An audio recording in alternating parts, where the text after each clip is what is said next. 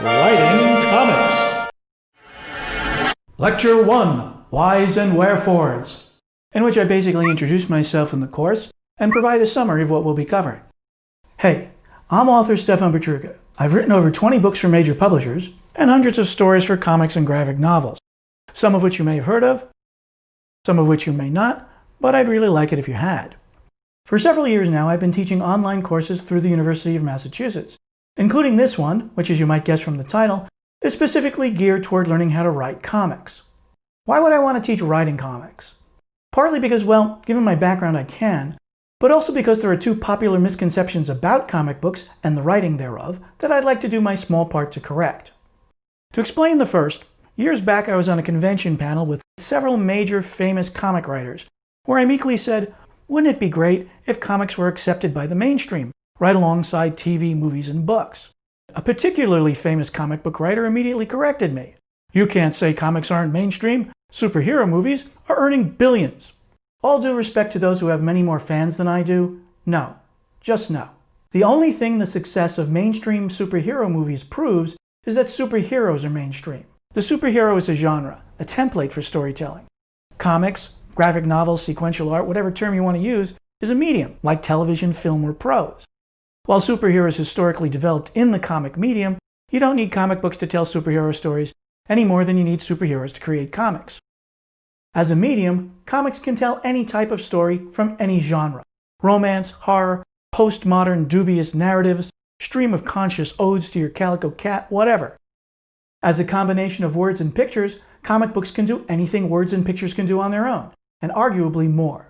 The second misconception is more specific to the writing side of comics. A lot of folks both in and out of the industry think that deep down comic book writers are just frustrated artists, folks who love comics so much that they settled for the lesser role of writer just to be near them. Not everyone thinks that way, but the fact is, while no one ever assumes that I paint the covers for my novels, if someone discovers I'm a comic book writer, their most common question is, can you do a sketch for me? And the second, what do you mean you don't draw? I understand the confusion. Artwork is a huge part of the comic experience. Comic artists tend to earn more accolades, and having the rarer skill actually have an easier time finding work. Why is that skill rarer? Partly because most schools drop teaching visual communication right after kindergarten finger painting. But it's also because the writer's art, verbal storytelling, is deeply embedded in how we think. Texting, chatting, whatever, we think, breathe, and eat stories. Some professional writers take great offense when just anyone sits down and thinks they can write a story. But too bad, it's true, anyone can. Haha. Don't get me wrong, creating a story isn't the same as getting someone to pay for it. It's not even the same as getting someone to listen to it for free. Professional writing involves a wealth of practice, skill, and talent that's very much equal to the practice, skill, and talent involved in becoming an artist. Because of our basic verbal predisposition, though, a comic book artist without a writer can easily take a stab at doing their own stories. A writer without an artist, though, is stuck. There's also a common argument that great art in a comic can save lousy writing, but great writing can never save lousy art. First off, I don't know that that's true. I can easily imagine a few lines from Emily Dickinson completely saving page after page of crayon scrawl. The other problem with that argument is that it's about saving the worst, rather than creating the best. Like, combining a great artist with a great writer. Of course, not every writer becomes Dickinson, not every artist Da Vinci, or choose your own favorite, but just as words and pictures have the potential to do more together than apart, when writers and artists play to their strengths, the whole is always greater than the sum of the parts. In the end, the writer and artist are equal partners in what's really the only important part of the process, the creation of the fictive world that the reader enters. Anyway, as a result of these biases, real or imagined, practical or ego-driven, while there are tons of courses, books, and videos about drawing comics, very few focus exclusively on writing. Unlike this one, which consists of 11 exciting video lectures providing both captivating comic writing theory and a plethora of nuts and bolts, pragmatic advice, and rules. Those lessons are Whys and Wherefores, which you're watching now, in which I talk about everything I've talked about up until now, including this. Comic Book Basics, in which I'll be discussing comic book formats, comic book terms like panels and splash pages, where the words go, and how to read a comic.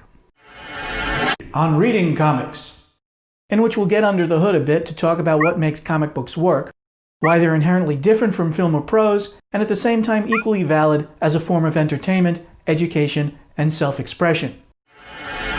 The writer's role, which covers the mainstream comics workflow and how it influences both the way writers are paid and the way they create stories. I also discussed the two most common forms writers, artists, and editors use to collaborate, the Marvel way and the full script.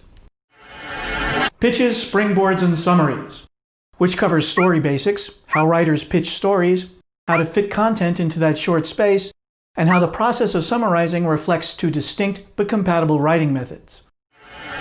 Word and art, which covers the way words and pictures change one another, what exactly constitutes a comic book, and the 7 categories of word-picture relationships described by Scott McCloud in his book, Making Comics. Panel descriptions part 1, which covers dramatic versus physical descriptions, the visible and invisible in story design, how to use film terms in comic scripts, and how to imply panel composition without spelling it out. Panel descriptions part 2, in which we cover what order to best present all the elements of a panel description, motivating movement between panels and pages, how much fits where, and how to choose the right panel size and subject. The words the reader sees, which covers how to write in the limited space of a panel, deal with exposition, break up dialogue for impact, the 3 ways dialogue defines character, and lastly, the limits of dialogue. Redundancy, redundancy, redundancy. If you see one lecture this year, it should be this, especially if you want to write comics. The 3 categories of redundancy I describe here will help hone your writing so that it's both effective and fits in a panel. I also discuss under what circumstances redundancy can actually be useful. And lastly, writing comics for a living, which covers formatting specs, my own experience with the industry, and the 3 basic paths between your work and the reader: mainstream comics, book publishers, and self-publishing. And that, as they say, makes a complete set. Thanks for listening so far. Any questions, feel free to get in touch through the dashboard. Meanwhile, I'll look forward to pretending to see you in the next lecture.